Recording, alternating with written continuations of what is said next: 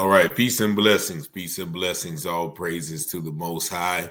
One of the historically racist parts of North Carolina, the Outer Banks, is currently being destroyed by natural causes, the ancestors, the Most High, whatever you want to label this as. I want you to take a look at this quick video, and I'll be right back with some more commentary about the racist history of this area, which is now reaping the benefits of destruction.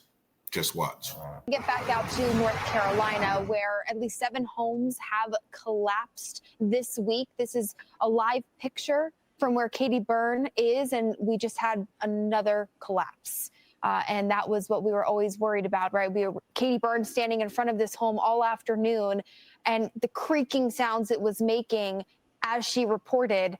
And now that high tide and that high surf has caused it to collapse. Our now 8th home that has collapsed. And Katie, we have you live, so I'm going to bring you in now. Katie, this home falling, take us through what those moments were like. Well, Jane, I'm standing out of the way so you can get a full picture of what we're seeing here. But of course, you started to hear the creaking and the snapping sounds of the wood. And then all of a sudden, just in a matter of seconds, the house fell down onto its pilings. So now you're seeing that house leaning onto the greenhouse next door. This is now the 8th house to come down. And you're seeing parts of the house get wrapped up in all of this water. So all of this debris, as we watch this house move closer to the shore, and this is really the first time we're getting the opportunity to see how powerful this water is, powerful enough to shred up a home and turn it into the debris that you're seeing. Now the 8th one to add to this field of debris that's now growing. Wow. Okay, so we're watching the back decks of the home now float away. You can see lawn chairs on the deck as well. Of course, this is someone's house. Many of these homes, vacation homes here in the community. I haven't been able to get in touch with owners of the homes here. It doesn't sound like many of them are local to the area, but there are property managers who live here and take care of these homes. So there is a sentimental component to the local community too, who may not live in these homes, but take care of them. Maybe they work in construction. They worked on these homes too. We're watching the bottom deck of that home floating in the water. You could see the top deck. Looks like that's about to go next. And that house is continuing to shift and turn and get closer to us along with the water. We just got past high tide here. It was around 4:20. And now we're watching this house sway into the ocean, the 8th one to be swallowed by the sea. This all started on Tuesday. We had 5 homes collapse in a matter of 1 hour. Then we had a 6th collapse that night at low tide. A 7th collapsed last night, also at low tide. High tide is when people get really concerned here in the community, because we have this water getting very, very close to now the 2nd row of homes, which is essentially turned into the waterfront homes here. And so you're seeing the 1st row of homes, we still have at least 10 of them, have been submerged in the water for 3 days. And now that we're in high tide, this water has gotten only closer to this next row of homes. We were able to walk on this beach earlier today at low tide. Obviously, that's not possible right now as you watch all of the community members here showing up to see what we're seeing, which is an 8th home now collapsing into the ocean. The cleanup, as you can imagine, is going to be extensive. And you have to wonder if the state of this house that we're seeing, I mean, you have to imagine it's leaning up against that greenhouse. If we're going to have a 9th now go down, these pilings are compromised really at all of the houses that we're looking at here. You can see some pilings are completely gone. Some are on a slant. Some are just giving way from the powerful waves, the relentless waves that have been slamming into this region for not only this swell event that's now lasted 3 days, but also Hurricane Erin. We had a collapse here as well. So they just finished cleaning up that debris from 1 home. And now they have at least 8 homes in pieces. That crews were on the ground with the county. Dare County officials were here. We spoke with the commissioners, trying to figure out where they go from here. All right, so I'm going to stop it right there. But what you see, that is a town called Buxton, North Carolina. It's located on the Outer Banks, where places like Nags Head, Wrightsville Beach, as they said, a large vacation community, a lot of times for white people. As you saw the members of the community standing out on the shore watching the destruction, you didn't see any black people. And I'm going to tell you why, but I'm going to show you like 2 more videos of more houses falling. And this has become a common phenomenon within the past few years on these Outer Banks. Now, let me give you a little history about the Outer Banks. Of course, the Outer Banks means, places where slaves were brought in. There was definitely a large slave presence during slavery times. But what's most important when you're looking at this is how they prevented blacks from living and buying property in those areas. Yeah, they had certain deeds, like all of the cities on the Outer Banks. They had certain deeds. They would put it in the deeds that these properties, as they are built, are not to be sold by black people. I mean, not to be bought by black people.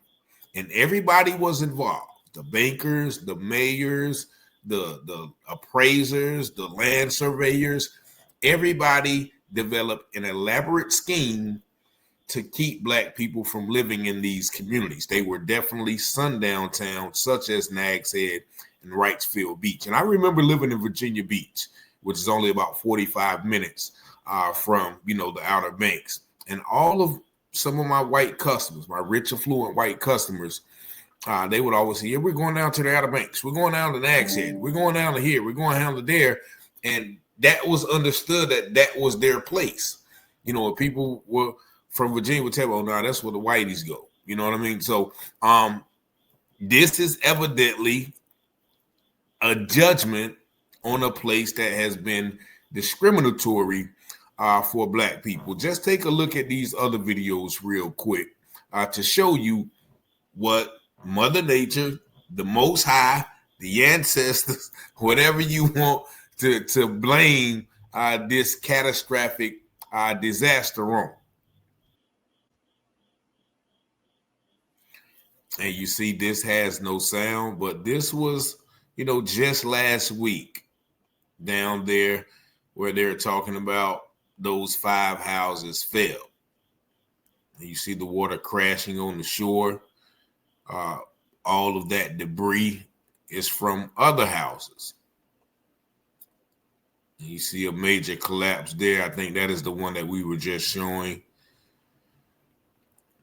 But the water is destroying these beachfront, oceanfront properties that many of these people rent out for thousands of dollars a week. And I'm pretty sure that they are definitely insured with flood insurance and things like that.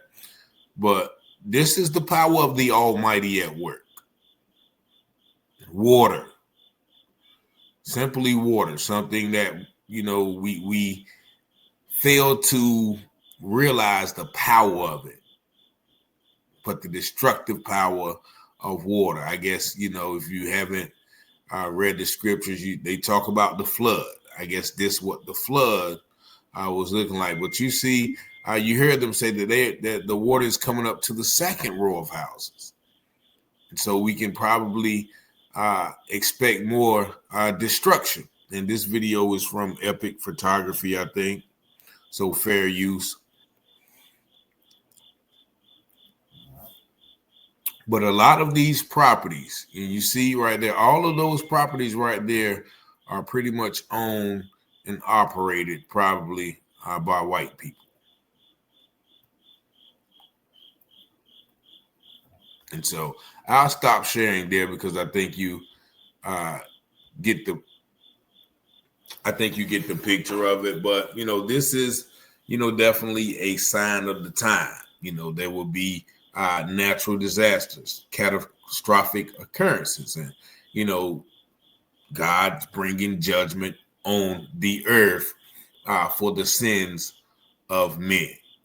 And so I just wanted to share this because, I live in North Carolina, and I know, some of the history of those places. Like, they had all white beaches, they had, all white towns. Like, as I mentioned, I went there last year, and I went to a restaurant, and on the Outer Banks, I forgot where we were. We were in one of those little towns, but we were the only Black people in that restaurant.